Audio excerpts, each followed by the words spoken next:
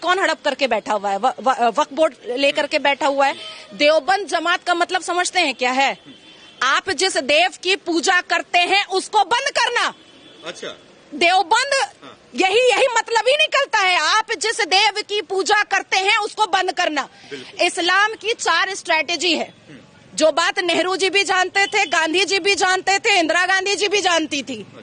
अल तकैया, दाई, जिहाद, जजिया। अब बोलिए अल तकैया क्या है? अल तकैया हिंदू मुस्लिम भाई आपका खून लाल मेरा खून लाल, हम दोनों संविधान को मानेंगे जब हम टुकड़े टुकड़े गैंग रहते हैं। जब इस्लाम के मानने वाले थोड़े थोड़े होते हैं तब। उसके बाद फिर आ जाता है दाई।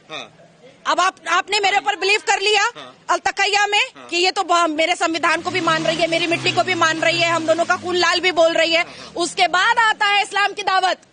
आपका धर्म खराब, मेरा इस्लाम अच्छा। आपका धर्म में इतने सारे भगवान, मेरे इस्लाम में एक ही अल्लाह।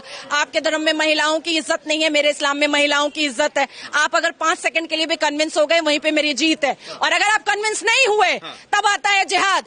निकालो तलवार और बोलो सुमित को कि गला सरतन से जुदा, सरतन से जुदा, वही होगा। उसके बाद आता है जजिया कि सनातनियों के घर से अगर एक गला कट गया, फिर भी घर वाले नहीं माने और इस्लाम कबूल नहीं किए, तब आएगा जजिया कि तुम हमको संपत्ति दो, प्रॉपर्टी दो, बहू दो, बेटी दो, सब कुछ दे दो, तभी हम तुमको माफ करेंगे, नहीं तो नहीं माफ करेंगे।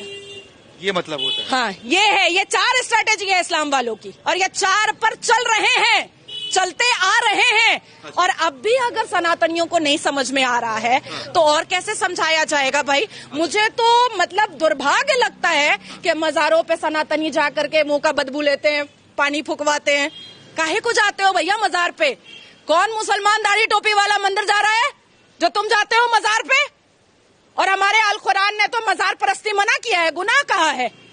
सनातनियों को अपने जोश को दोबारा लाना पड़ेगा, अपने सिविलाइजेशन को मानना पड़ेगा। नेहरू और गांधी और इंदिरा गांधी ने आपसे जो गुरुकुल छीना है, उस गुरुकुल कल्चर को दोबारा लाना पड़ेगा। लग रहा है आ जाएगा। हाँ, एकदम आ चुका है। विजन, फोकस, सब कुछ क्लियर है।